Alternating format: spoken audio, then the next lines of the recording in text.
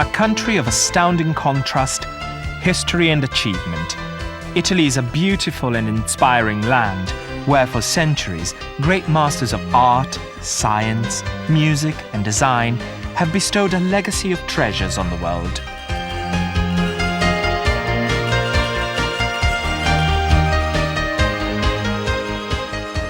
These touchstones provide a breathtaking backdrop for the spirit that is Italy today.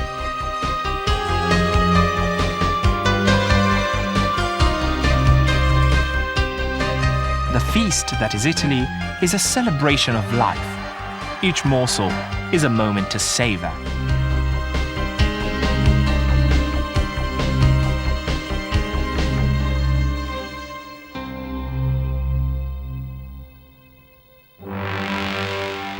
One of the most influential political forces the world has ever known was the Roman Empire. During the reign of its powerful emperors, the complexion of the world changed profoundly. The famous boot that kicks its heel into the Mediterranean between Greece and Spain is a peninsula with an extraordinary climatic range and topography. Its long coastline is washed by the waters of four inner seas: the Ligurian, Tyrrhenian, Ionian and Adriatic.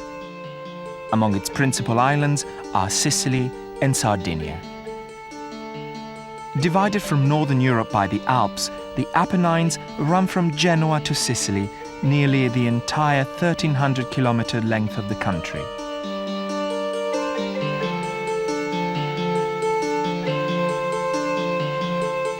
Throughout the centuries, Sicily has been subject to a multitude of conquests from surrounding Mediterranean powers.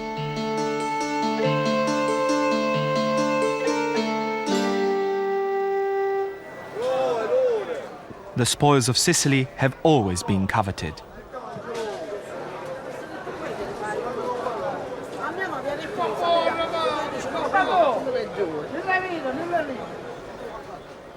Unique resourcefulness is a characteristic of these people who embody a blend of distinct cultures. Even the staccato of the Sicilian dialect is different from what is heard on the mainland. È la più bella dei belli. Passa passa mi dicono che balla sta lì. Passa passa. Bello vero, bello vero.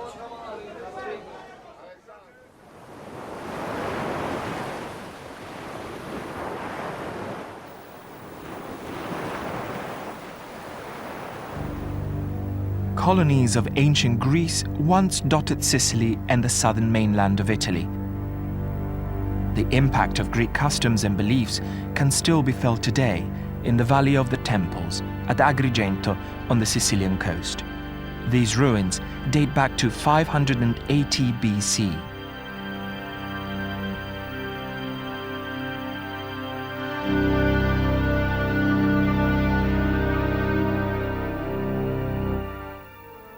Palermo reveals a golden age of Sicily.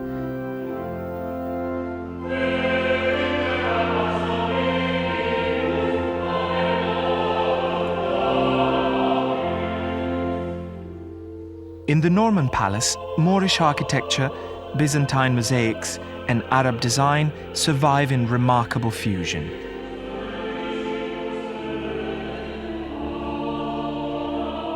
Roger II, the Norman ruler who ascended the throne in 1130, oversaw a court of many languages, religions, and customs. The royal apartments echo North African and Persian influences.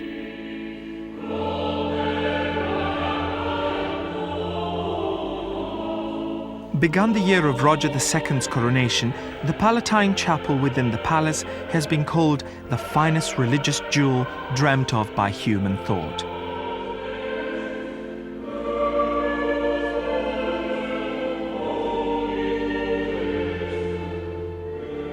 The mosaics are exquisite Byzantine treasures that depict episodes in the life of Christ.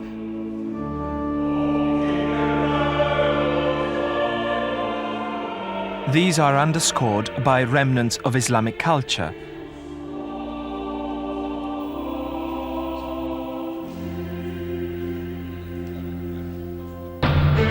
The history of Sicily is a violent one. In 1282, what became known as the Sicilian Vespers silenced a population. Allegedly, a French soldier, Drouet, insulted a Sicilian woman on her way to Vespers on Easter Monday. This incident sparked off a massacre in which French men and women and those who could not convincingly pronounce the Sicilian word for chickpea, cicero, were slaughtered. This revolt against the French resulted in Sicily falling under the Crown of Aragon, and for the next 3 centuries, Sicily was dominated by Spanish rule.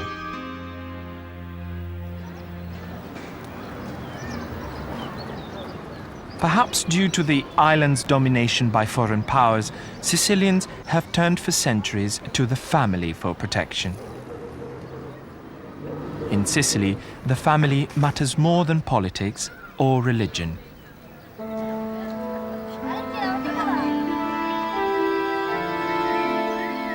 Mount Etna is the largest and most active volcano in Europe. Snow-capped most of the year at a height of over 3,000 meters, Etna rises above everything in Sicily.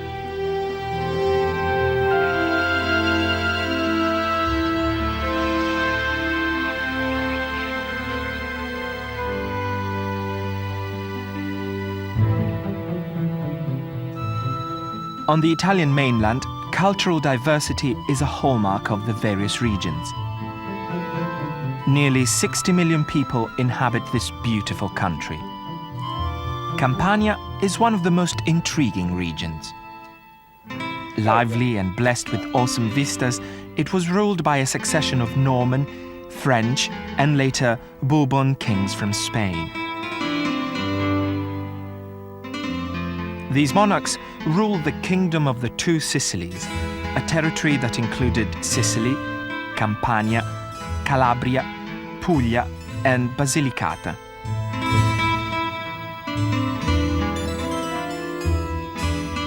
Their wealth legendary, the Bourboni held court at palaces that rivaled Versailles.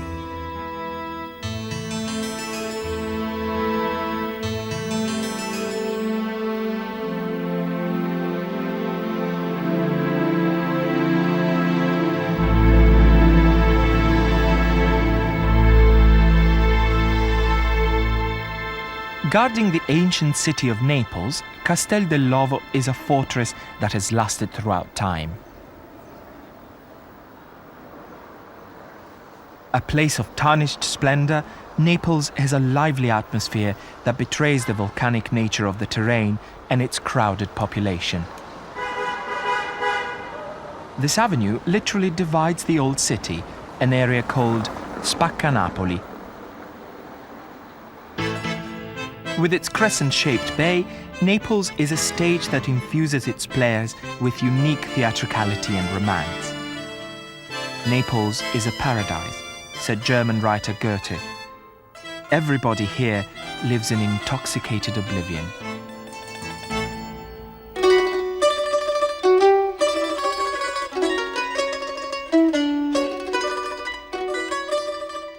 The traditional workshop of handcrafted lutes and mandolins, Calace Strumenti Musicali, is a place where music is born of love and fine materials.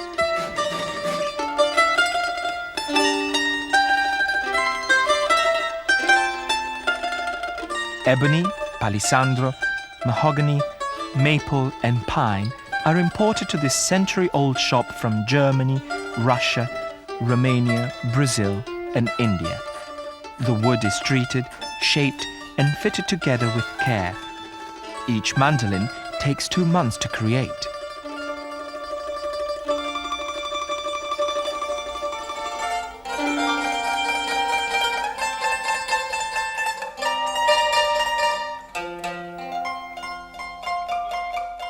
For generations, the Calace family has manufactured these instruments that are so identifiably Italian. One of the founders, Raffaele Calace, invented new forms of the mandolin, including the massive arciliuto.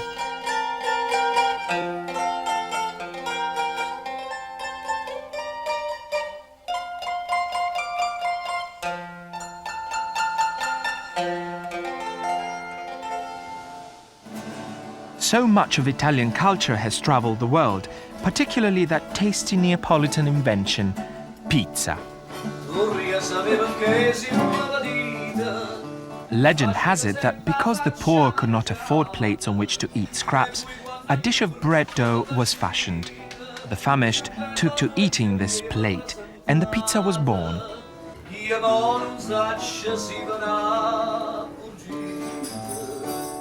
This classic version, the margherita, is covered with tomato sauce, mozzarella cheese, basil, and olive oil. Baked in a wood-burning oven, the pizza is ready to enjoy.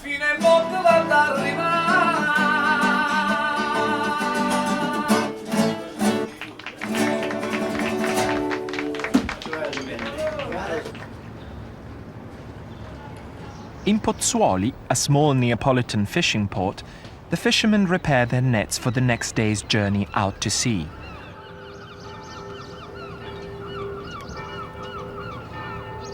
After a hard day's work, scopa is the perfect pastime. Wit and agility are prized assets in playing this favorite southern Italian card game. Age has no bearing, and emotions run high.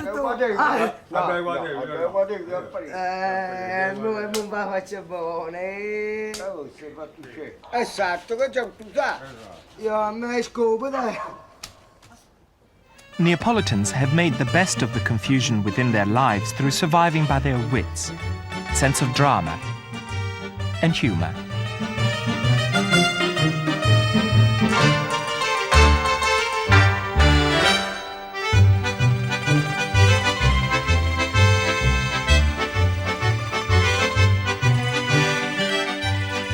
These exquisite presepe figurines are products of Neapolitan craftsmanship dating back centuries to earthenware nativity creations.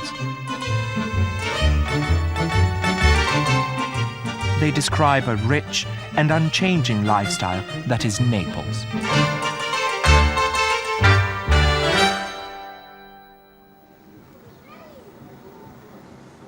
More than 1.25 million people live in Naples. Its cityscape is punctuated by the domes of hundreds of churches, symbols of wealthy religious patronage.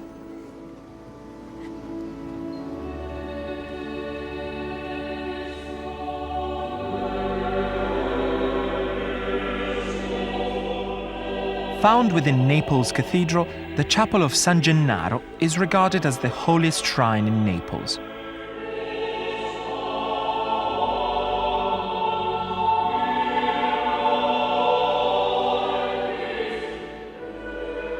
Designed by priest and architect Francesco Grimaldi, this 17th century chapel is a tribute to Naples' most loved saint.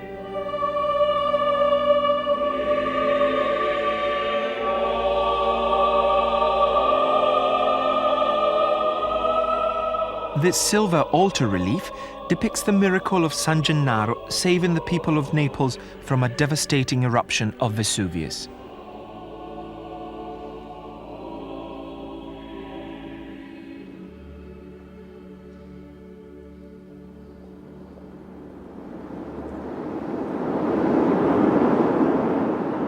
One of the eeriest spots on the Bay of Naples is the Phlegrean Fields, where Romans were convinced lay the opening to the underworld. Solfatara is an active volcano. Its huge crater is hot and hollow underfoot.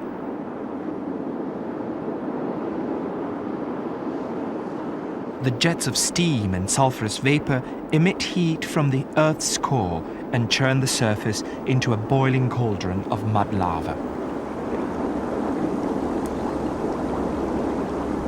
It's no wonder that the poet Dante found inspiration here for the creation of his work, the Inferno.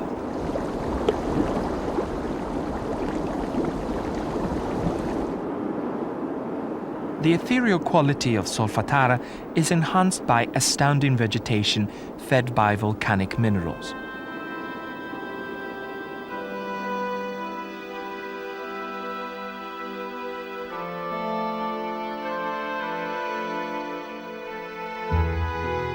the beauty of the Amalfi Coast is breathtaking.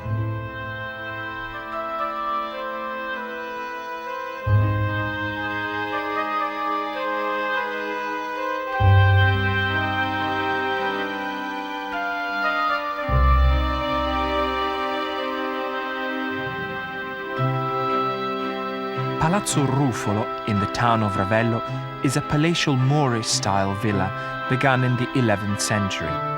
Its distinguished residents included Pope Hadrian IV and Charles of Anjou.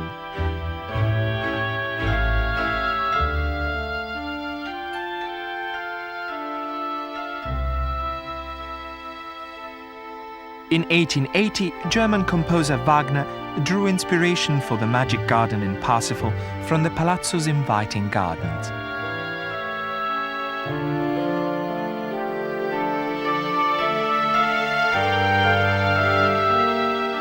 Flanked by watchtowers and jagged cliffs that have protected her for eons, Amalfi is a jewel set within a deep coastal valley.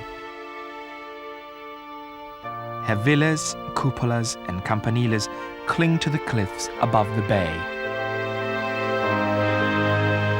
During Amalfi's heyday as a trading republic, one of her chief navigators, Flavio Gioia, invented the compass, and the Tavole Amalfitane set a famous code of maritime law.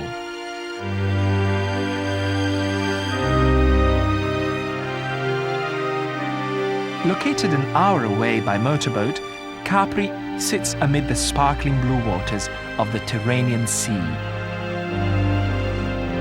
Crashing waves beat against the rocks of Capri's shoreline, leaving lacy foam upon the azure water.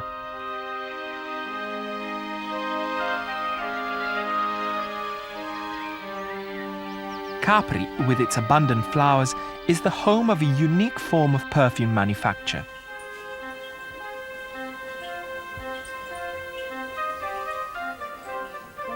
Using no artificial means, the perfume is concentrated and long-lasting, making Capri a perfectly scented escape.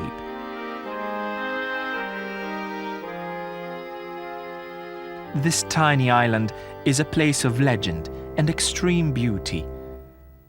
Within the Blue Grotto, mesmeric depths are illuminated by sunlight filtered and diffused through the seawater.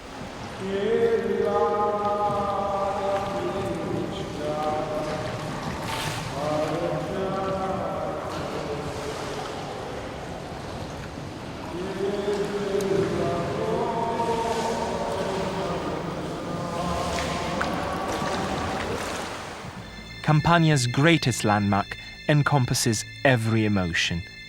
Goethe described Vesuvius as a peak of hell rising out of paradise. The volcano's first recorded eruption in 79 AD is remembered as one of the world's most terrifying disasters. It buried nearby Herculaneum and Pompeii, in the process preserving with hot ash their humanity and art.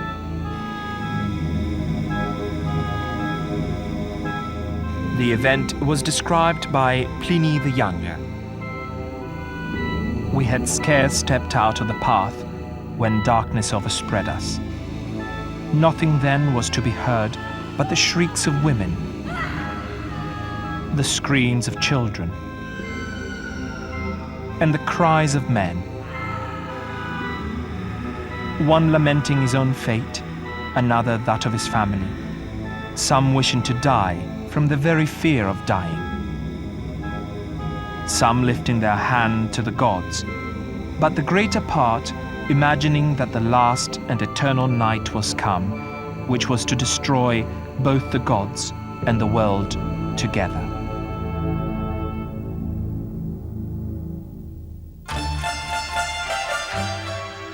From nature's awesome might to Liguria and Tuscany, these regions offer timeless inspiration for artist and dreamer alike.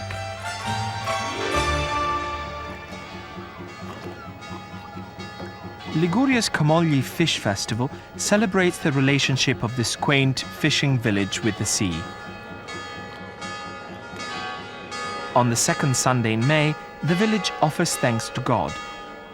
To ensure full nets in the future, the first catch of the season is offered free to the town.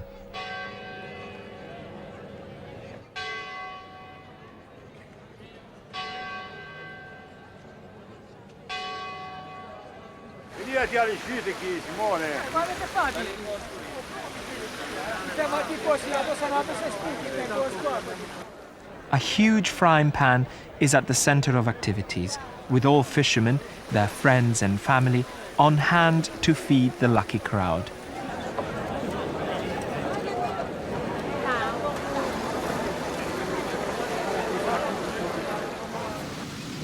The nearby Italian Riviera is a shoreline dotted with unique treasures.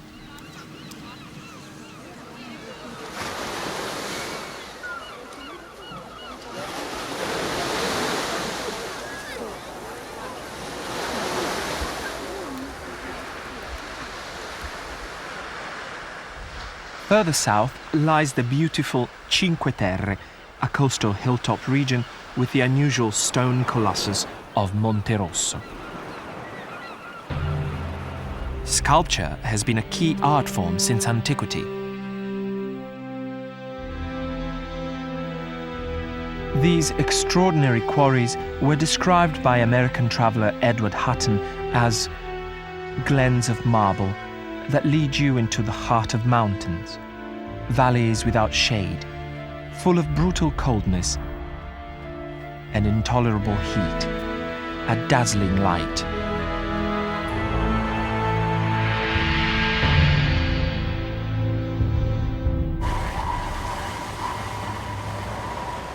Water-cooled power saws made from diamond chips slice through slabs with precision. The pureness of Carrara's marble has made it the world's most important supplier. This region's white marble has been a popular medium with artists throughout time.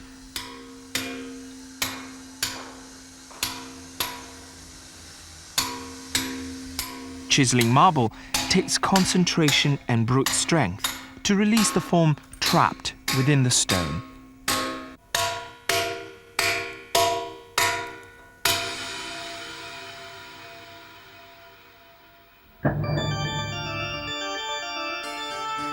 The stone carvings of Pisa's baptistry and cathedral gave rise to the influential Pisan Romanesque style of the 14th century.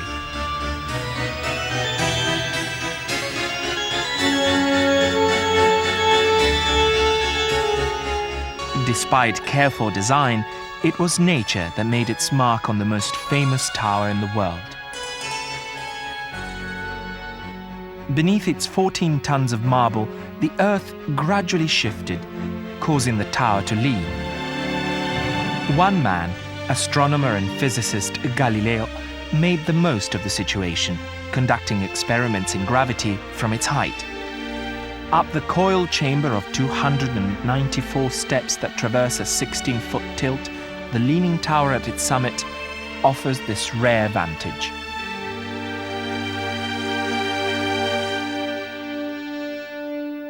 The forged bells, silent now due to the fragility of this monument, hark back to a unique time of architectural adventure and imagination.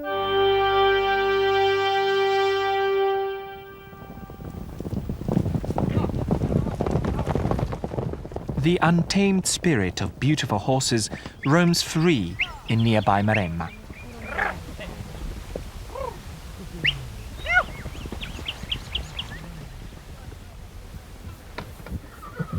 Their power and grace are natural complements to the skillful herding and branding techniques of the famous cowboys known as butteri.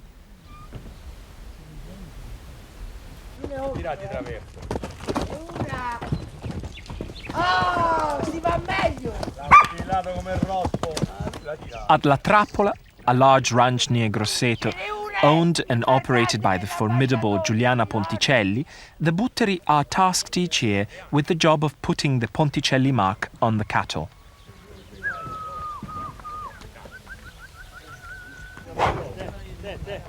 These magnificent beasts keep the butteri at bay with their long horns.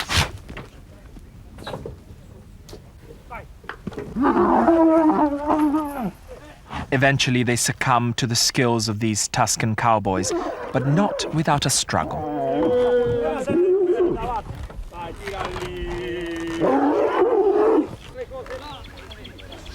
I have a special love for animals. The cows are one of the oldest breed in the world. Pronti? Posso? Posso? Maremma is a very, in a kind of a way, wild place. But it's a place that takes you. It's like Africa, you know. You are taken by Maremma. Once you love Maremma, you just can't get out of that love, you know.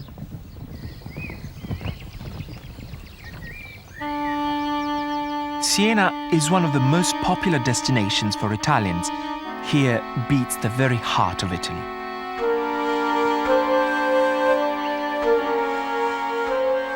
Siena unveils so much Italian art, which in turn reveals the Italian art of living.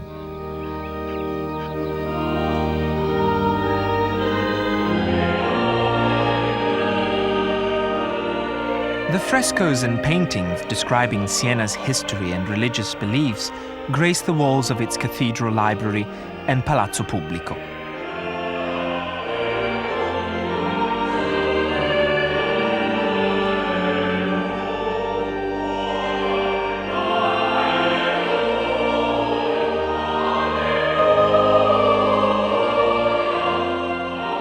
The Sienese are fiercely proud of their city, but each citizen first identifies himself by which contrada or city ward he is from.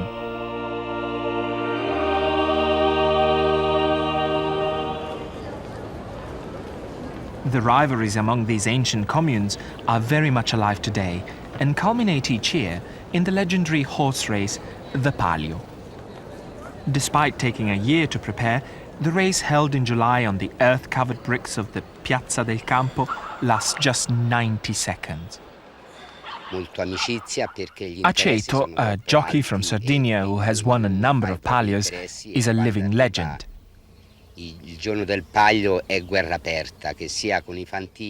On the day of the Palio, it is open war between jockeys and their adversaries. It is a very dangerous course. I have fallen fewer times than the others. However, I have broken my leg 3 times, my arms a couple of times. But it's nothing. I'm still here. I haven't died.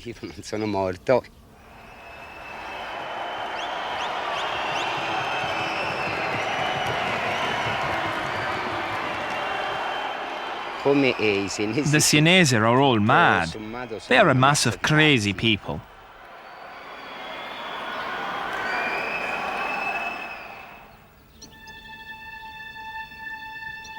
In Tuscany, where art is matched by nature at its most scenic, Florence rises up in everlasting beauty.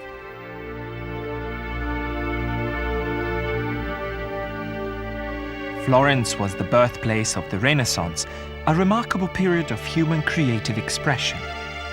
The treasures dating from 1400 to 1550 draw people to the city time and time again.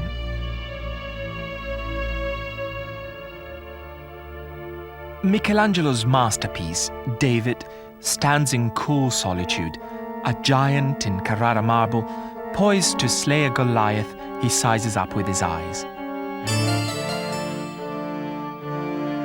His muscular arms frame a wondrous celebration of the human form. A copy of David stands outside in the Piazza della Signoria, a place described by British novelist D.H. Lawrence as the perfect center of the human world.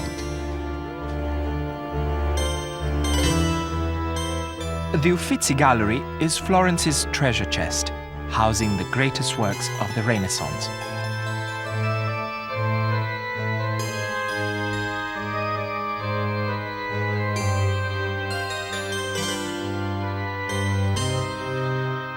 The Birth of Venus by Botticelli is one of the most famous representations of divinity ever applied to canvas.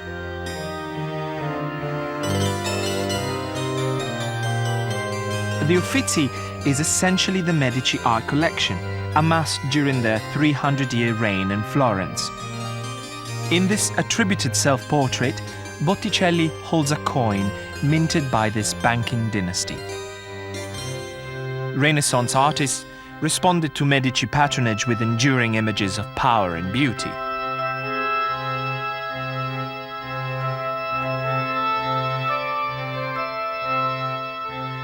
The Uffizi also houses La Primavera, Botticelli's wondrous celebration of spring.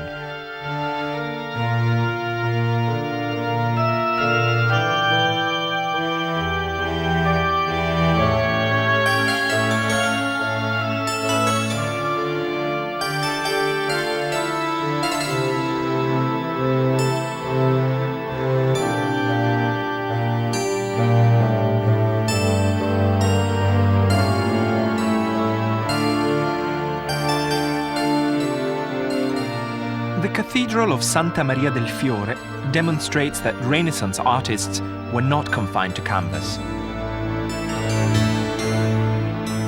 Filippo Brunelleschi, the father of Renaissance architecture, created this ingenious dome in the 15th century.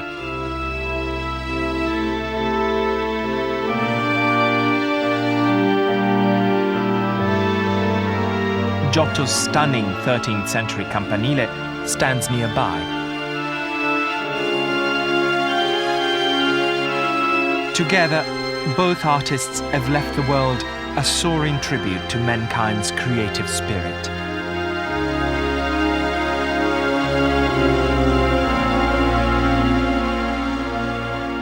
The most distinctive structure identified with Florence is the Ponte Vecchio.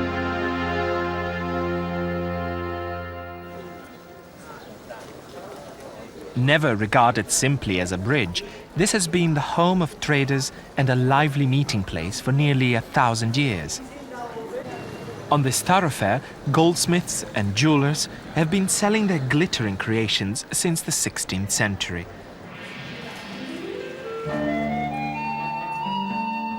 "500 years ago, silversmith and sculptor Lorenzo Ghiberti turned his metal-making talents to fashioning panels for the baptistry doors.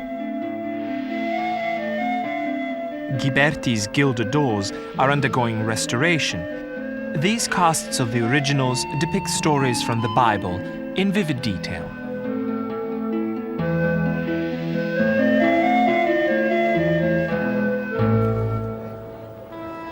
The deceptively calm Arno burst its banks in 1966.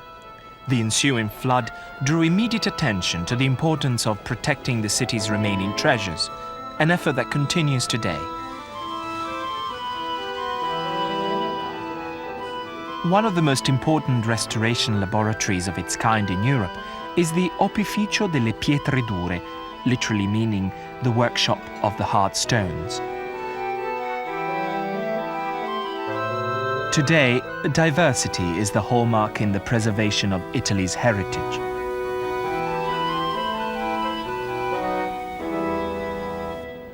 Bronzino's massive work, The Descent of Christ to Limbo, poses enormous problems for the restorer. This painting is protected by Japanese mulberry paper, which was applied immediately after the flood to prevent the colors flaking and therefore being lost. Now, the restorer must carefully remove the tissue, which was applied with wax more than a quarter of a century ago. She must also contend with the greatly damaged wood beneath. Finally, she fixes the colors, preserving their original hues. Florence is still a haven for artisans. Enrico Giannini carries on the family tradition of hand-tooling marbled paper.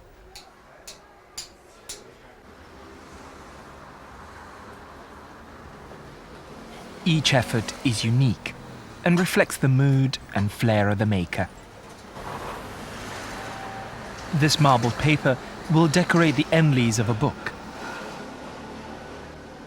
The most important literary work in Florence and the whole of Italy was Dante's Divine Comedy. This gripping trilogy on heaven, purgatory and hell used the language of the street for the first time, Italian, as opposed to the traditional Latin. A monument to Dante stands outside the church of Santa Croce. Inside this Gothic church are tombs and monuments to several of the creators of Western civilization: Galileo, Machiavelli, Donatello, and Michelangelo.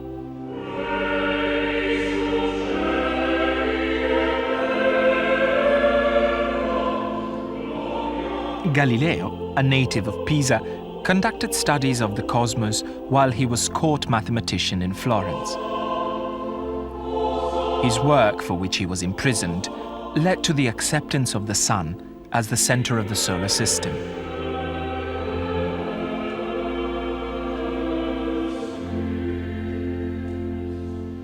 Niccolò Machiavelli was tortured and imprisoned by the Medici when they returned to power in 1512. In revenge, he wrote The Prince, a handbook on leadership. Machiavelli's pragmatism gave birth to the study of political science.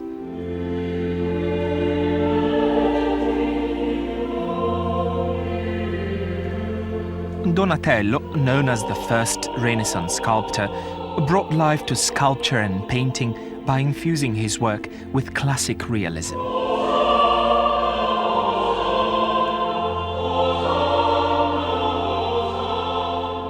His contemporary, Michelangelo, embodied the spirit of the Renaissance.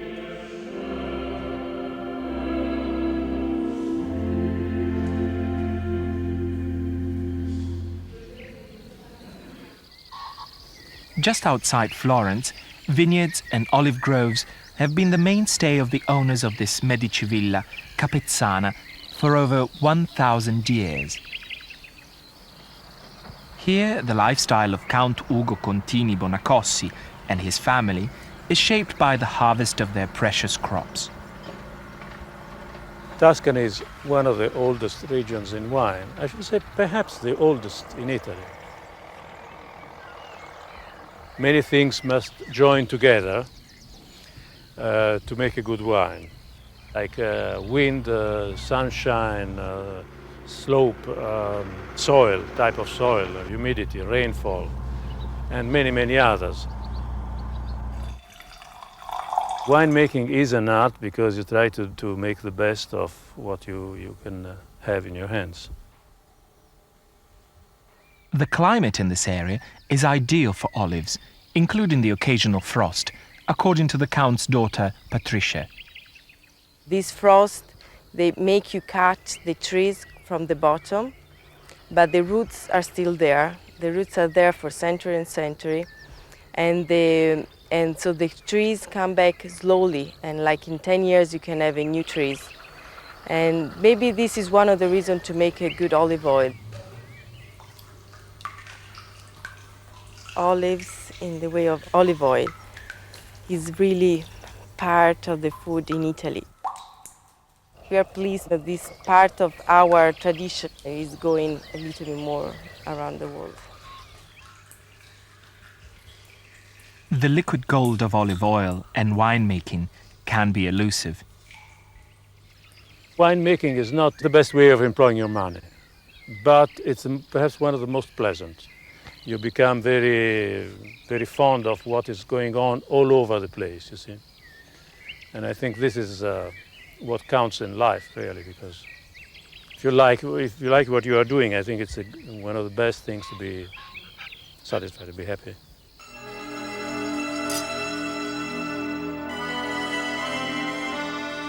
The artistic heritage of Florence is everywhere, even in the architecture of its grandest hotels.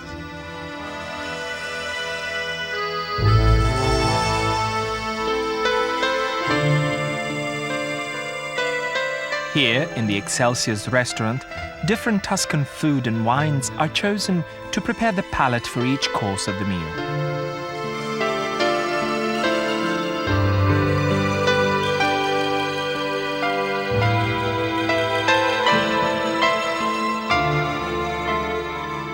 Florence is especially known for its bean soups, and in particular for its thick, juicy steaks.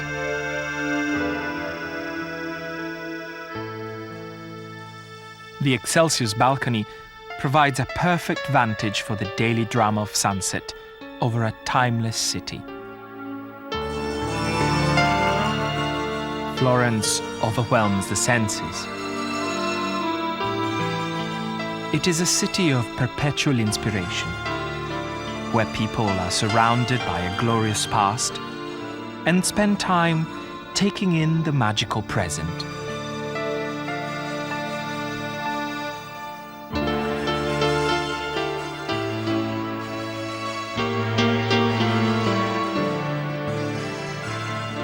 Lombardy, to the north, is blessed with the beauty of lakes and mountains. It boasts a prosperous people who have produced legends in design and opera.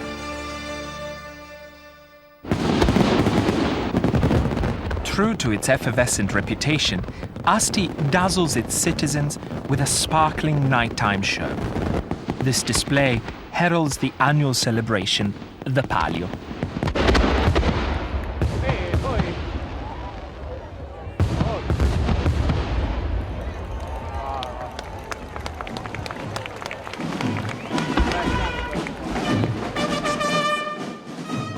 The event symbolizes the truce between civil and religious authority. It is highlighted by the grace and skill of flag throwers.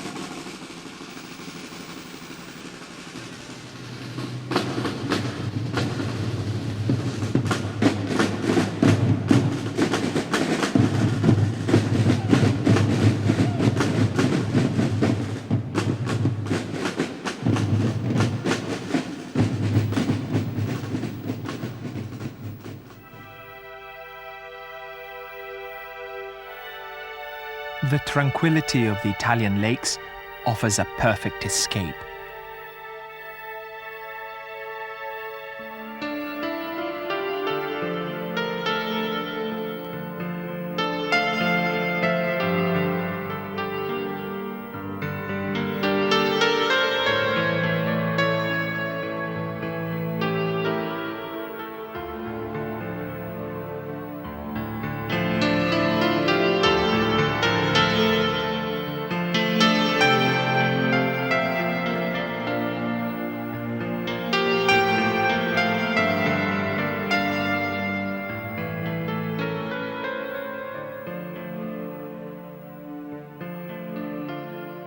Fed by the waterfalls from the melting snows, placid Lake Como is bordered by some of the grandest villas in Europe.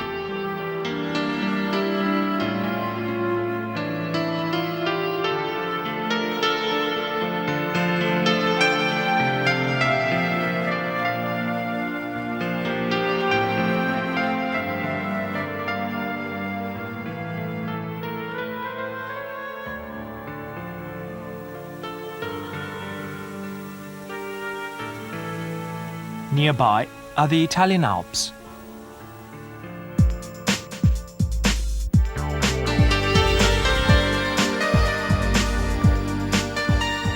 Moving closer to the heavens on every slope, skiers find their own version of bliss.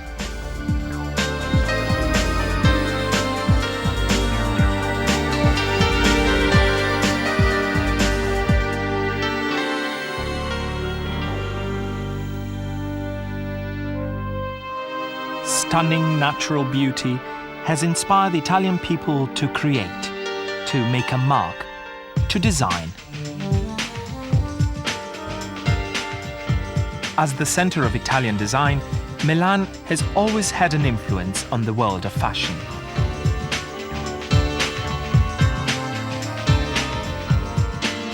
On Via Monte Napoleone, fashionable shoppers make an impact in a way only stylish Italians can.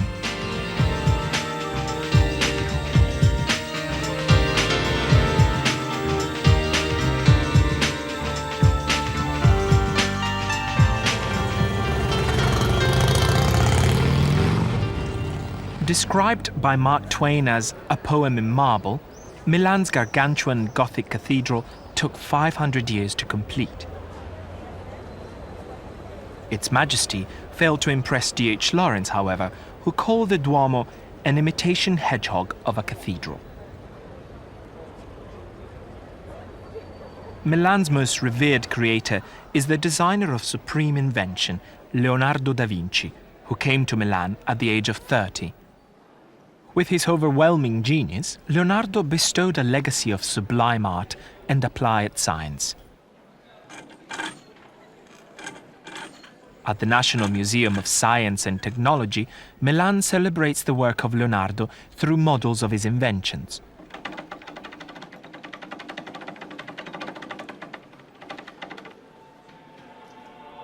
Leonardo's gift for revealing emotion in his art comes through despite the ravages of time. In his work, The Last Supper, painted on the refectory wall of Santa Maria delle Grazie, the apostles react to the prophetic words of Jesus Christ. "One of you shall betray me."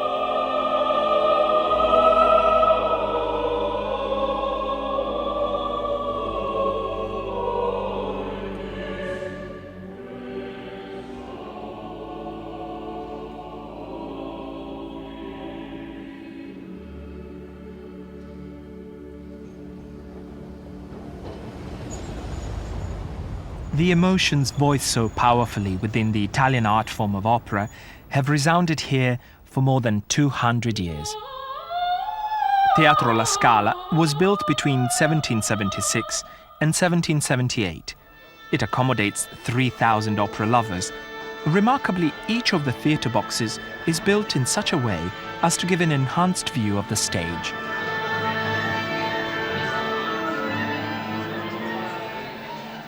Stepping back into time at the Scala Museum, opera lovers can appreciate firsthand the works of Puccini, Rossini, and Verdi.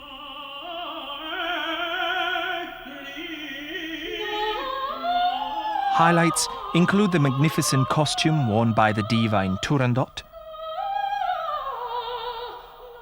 a gallery of composers, and portraits of tempestuous sopranos and seasoned tenors, the most famous being the Neapolitan Enrico Caruso.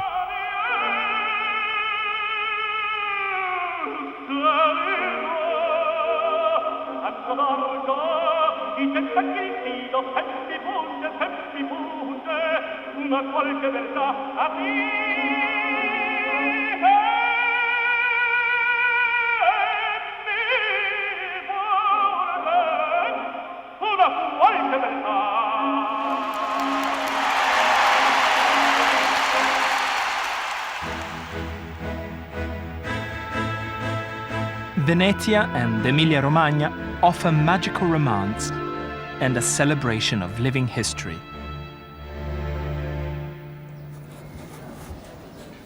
The Palio of Siena may be the most famous, and Asti's may offer the most sparkle, but the Palio Ferrara in Emilia-Romagna is the oldest in the world, and therefore the most authentic.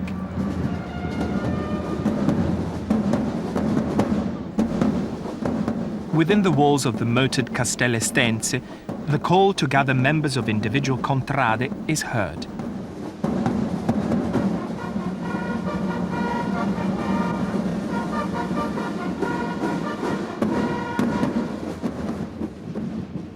This celebration relives a springtime custom when the citizens of Ferrara make presentations to the court at the Piazza Riostea.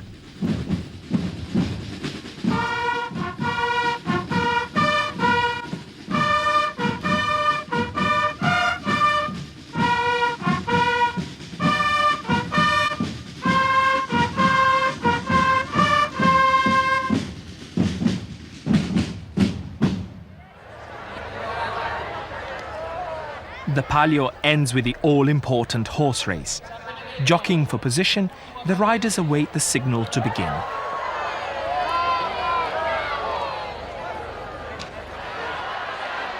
Tension is high, and false starts are common.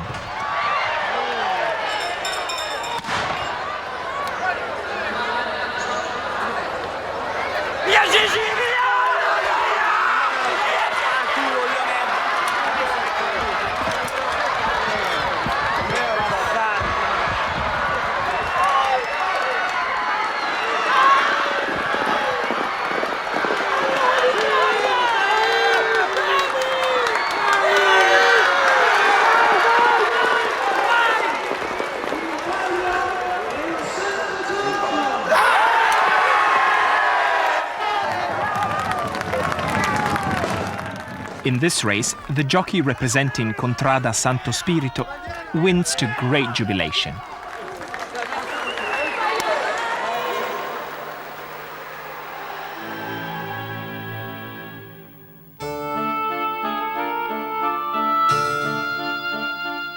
There are some Italian cities that appear timeless. With all its mystery and charm, Venice is one of the most captivating.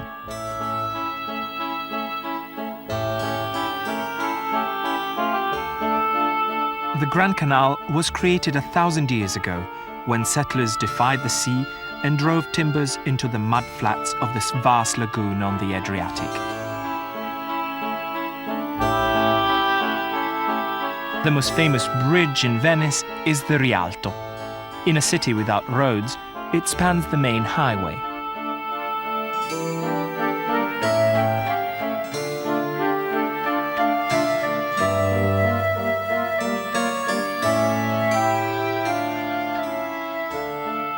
Here, the Lombard Romanesque style, adopted from the Pisan architecture, rubs shoulders with Renaissance and Venetian Gothic.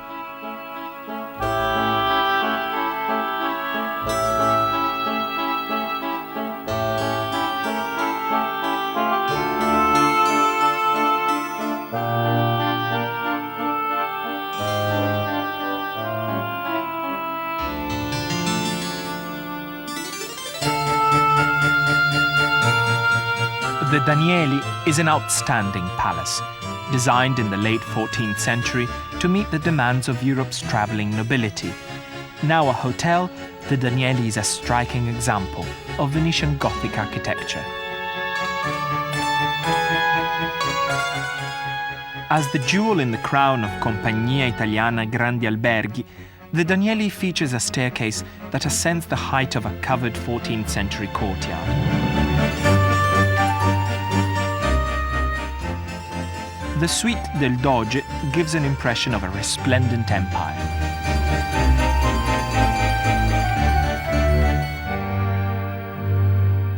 The restaurant terrace overlooks the lagoon and the Grand Canal.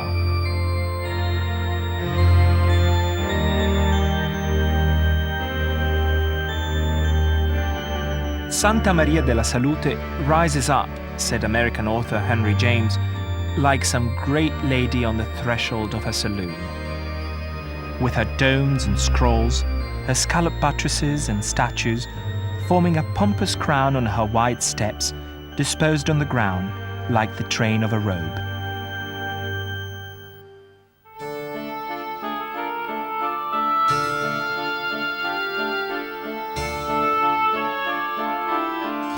The watery back streets of Venice are an enchanting labyrinth.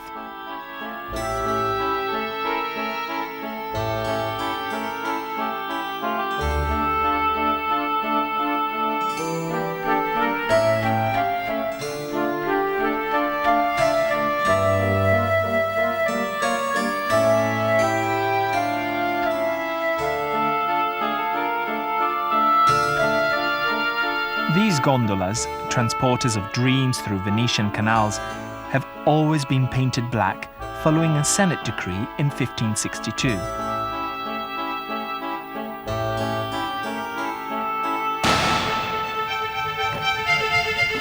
Special exceptions to the color rule are festivals and regattas, the traditional welcome for dignitaries to Venice.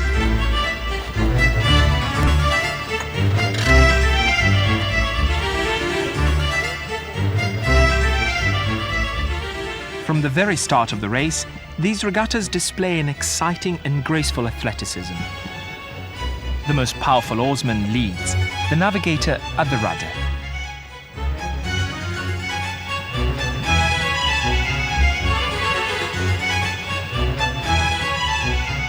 Agility, speed, and endurance ensure victory.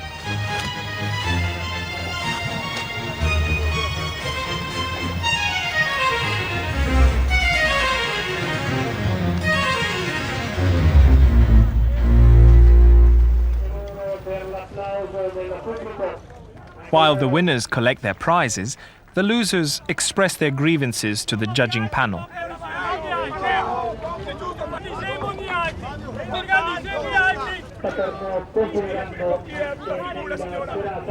Centuries ago, an argument like this would have been handled another way.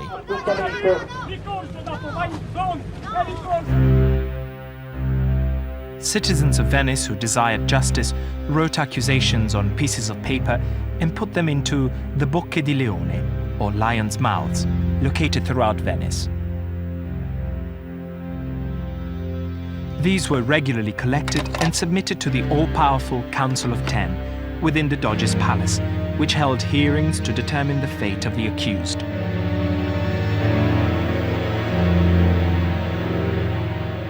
The Bridge of Sighs is where those who were to be imprisoned made their fateful crossing.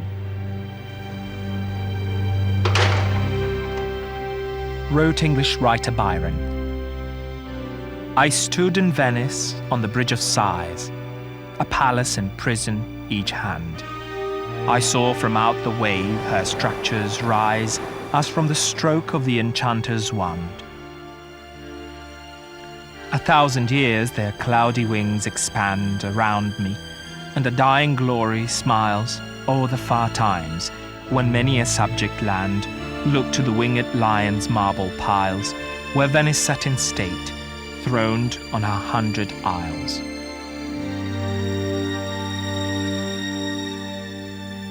It is almost possible to hear the court whispers down corridors once frequented by the all-powerful Doges. They ruled the Venetian Republic from the 5th century onwards.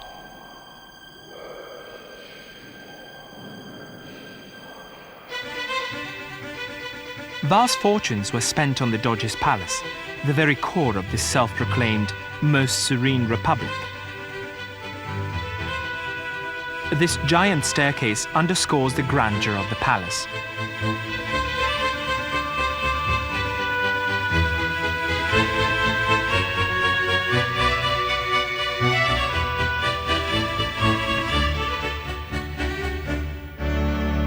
Inside, the golden staircase, designed by Sansovino, leads to the sumptuous past of the Palazzo Ducale.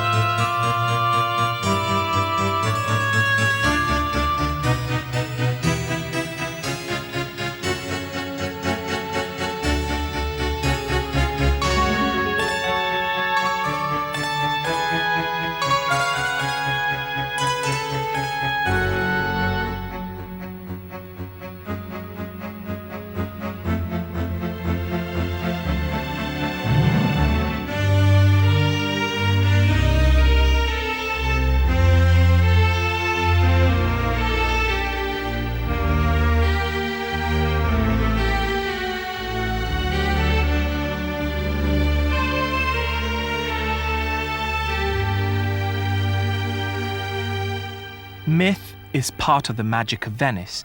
It lives on today in the magnificent wedding of the sea ceremony.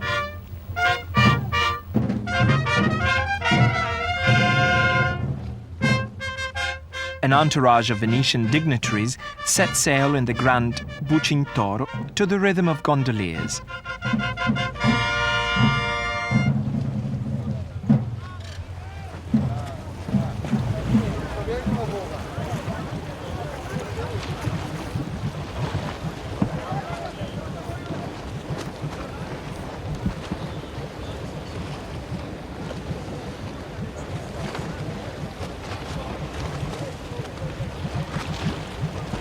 Accompanied by this exquisite fleet, the Bucintoro makes its way to the ceremonial spot.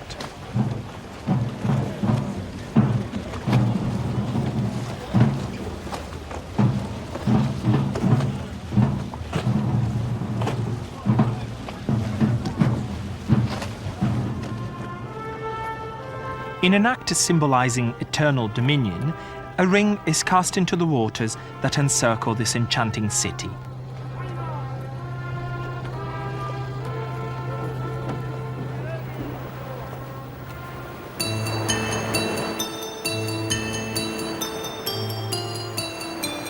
These specks of colored glass are evidence of the beautiful creations born out of fiery kilns and supreme craftsmanship. For centuries, the tradition of glass blowing has thrived on the nearby island of Murano.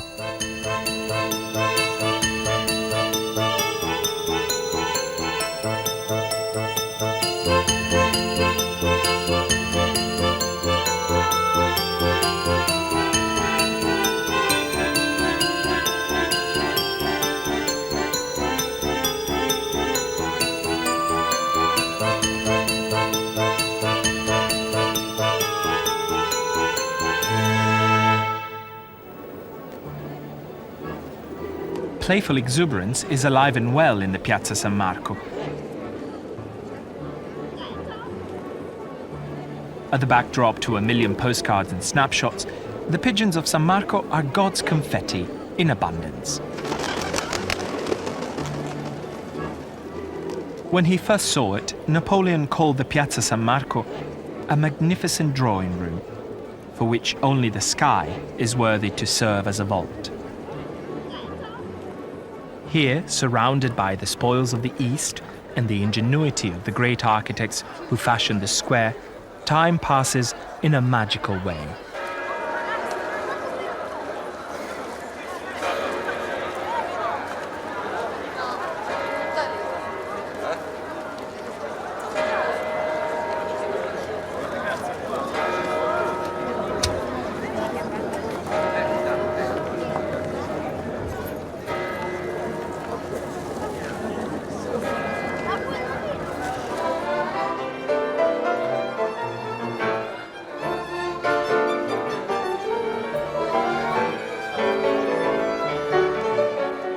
Of the cafes that spill onto the piazza, Florian's offers memories of a meeting place for poets, writers and politicians. Marcel Proust, Lord Byron and Charles Dickens were drawn to Florian's colourful atmosphere.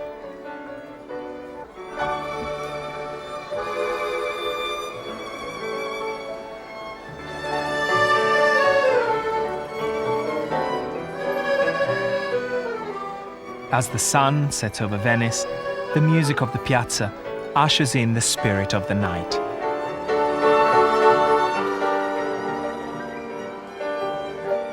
Venice is a place of dreams and magic that continues to work its spell.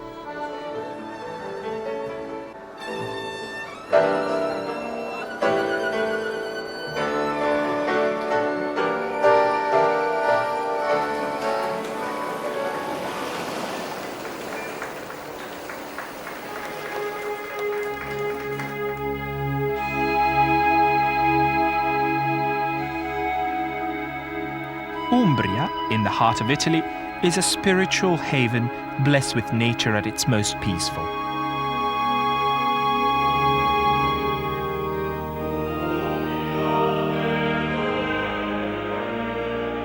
Assisi is graced with a magical tranquility. It is a medieval town whose fame and spiritual atmosphere derive from St. Francis, the patron saint of Italy, who was born, worked, and died here.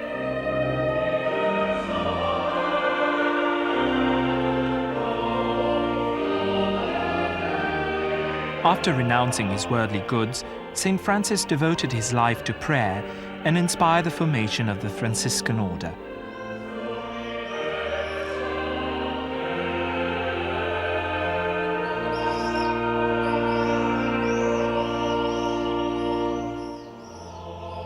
A lover of nature, St. Francis inspired, through the decoration of the churches in his honor, enduring expressions of Italian art.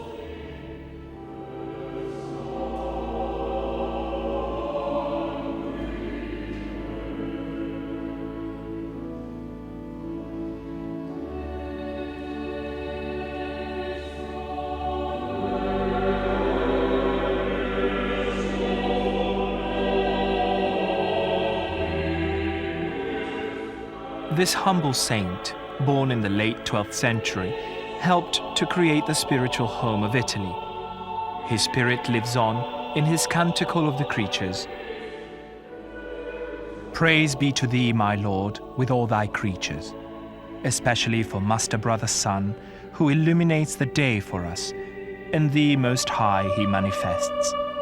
Praise be to thee, my Lord, for Sister Moon and for the stars. In heaven thou hast formed them, shining, precious, fair. Praise be to thee, my Lord, for Brother Wind, for air and clouds, clear sky, and all the weathers through which thou sustainest all thy creatures.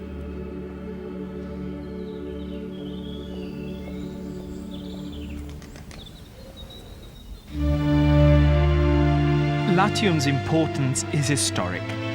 Rome, the capital of all capitals, embraces power and achievement on a world scale.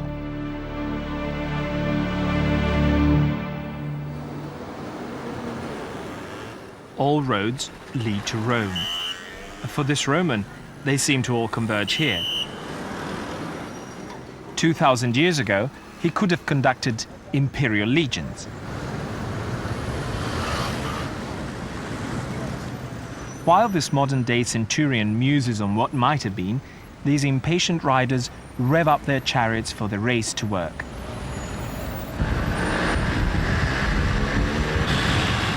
This competitive Roman spirit is played out best in the arena.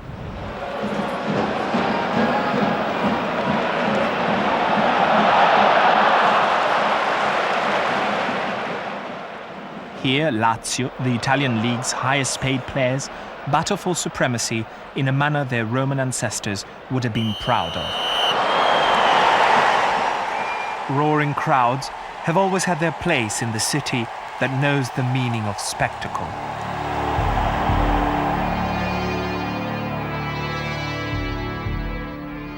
The Colosseum, inaugurated by Emperor Titus in the year 80, has seen it all. Here ensued mock naval battles, chariot races, and in the bloodiest days of the empire, Christians were martyred to the lions.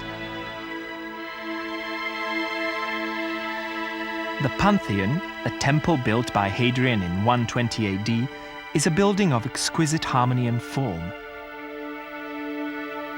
The most stupendous aspect of this perfectly preserved building is the dome, with its oculus that admits light into the interior.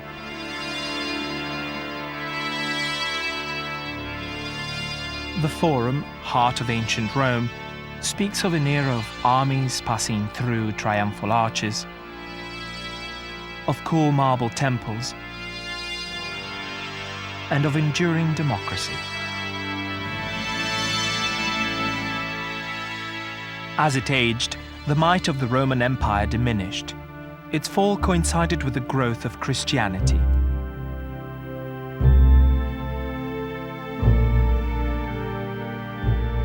The largest church in Christendom is St. Peter's Basilica, located in the Vatican City. In 1929, the Vatican's 110 acres were established as a separate state. The administration of the church takes place within the Vatican, and it is from here the Pope oversees and guides some 800 million Catholics around the world. St. Peter's Square, designed by Bernini, is overlooked by a virtual city of saints.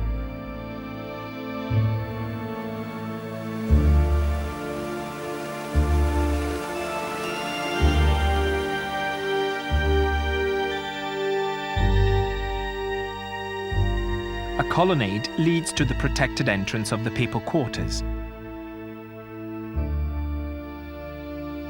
These Swiss guards, as representatives of a neutral country, symbolize peace.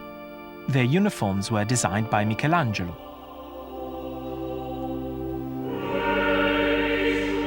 It was in 1506 that Pope Julius II commissioned Bramante to build the present basilica on the site where St. Peter was buried.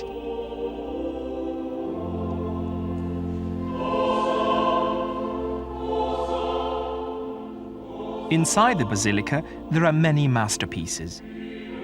Bernini's baldacchino, or canopy, crowns the main altar, where only the Pope is allowed to say Mass.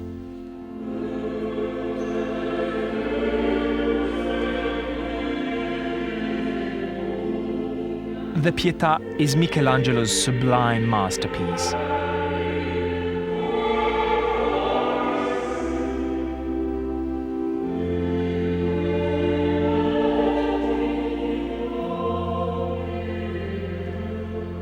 Michelangelo's talent reached its height when he revealed the story of the creation on the ceiling of the nearby Sistine Chapel.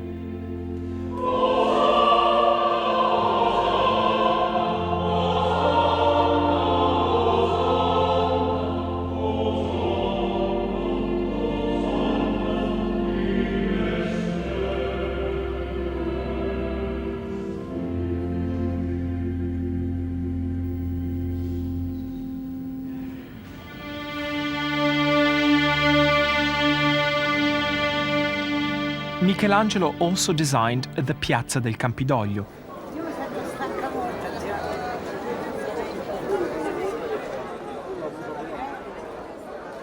Here, a rapid succession of civil weddings keeps alive a festive atmosphere witnessed by the watchful gaze of the god Mars. The square also features the most famous symbol of Rome, the she-wolf with Romulus and Remus, the traditional founders of the city. Throughout Rome, architects use steps as a means of creating drama. Perhaps the most famous are the Spanish steps. They pour down to the refreshing fountain in the Piazza di Spagna.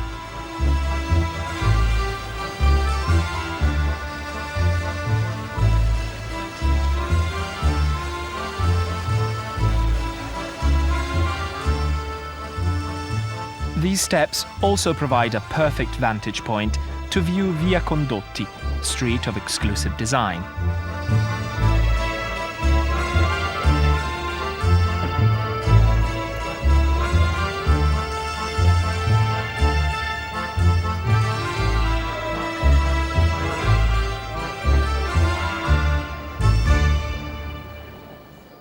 Caffè Greco, home of Rome's first coffee house, has been offering coffee and sweets to patrons since 1760.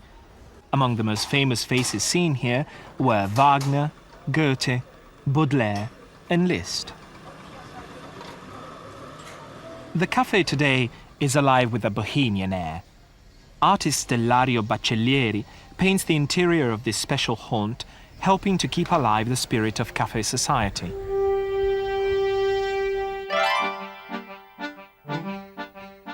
There is nothing like fresh pasta made with loving hands.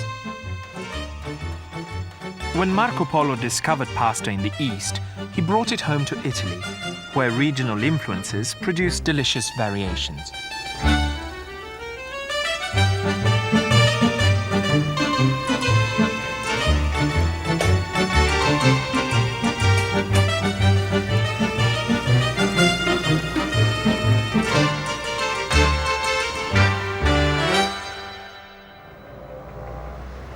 Fellini's celebrated film La Dolce Vita, depicting the good life of post-war Italy, made the Via Veneto famous. The cafes are still here, and the staff of the Excelsior give guest pointers to Rome's important sites.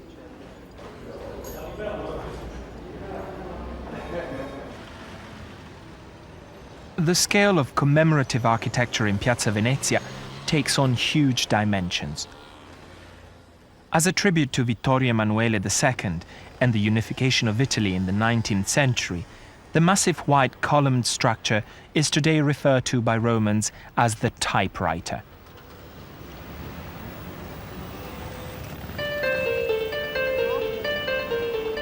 The fountains of Piazza Navona cool the city in its heat and provide wonderful outdoor displays.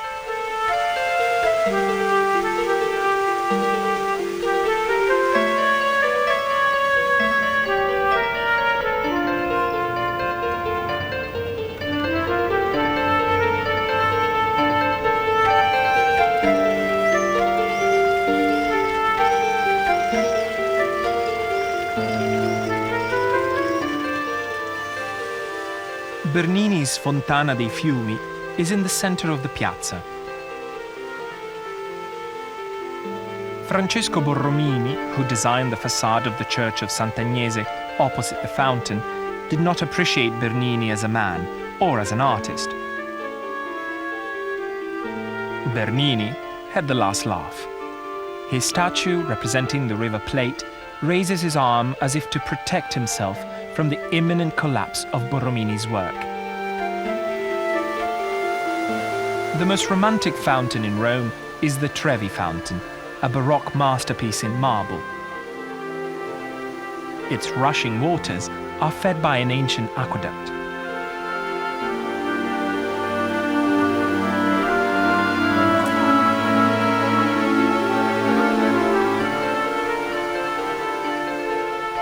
For a safe return back to Rome, admirers of the city throw coins into the shimmering water. Rome, with all its beauty, power, and history, is always worth another embrace.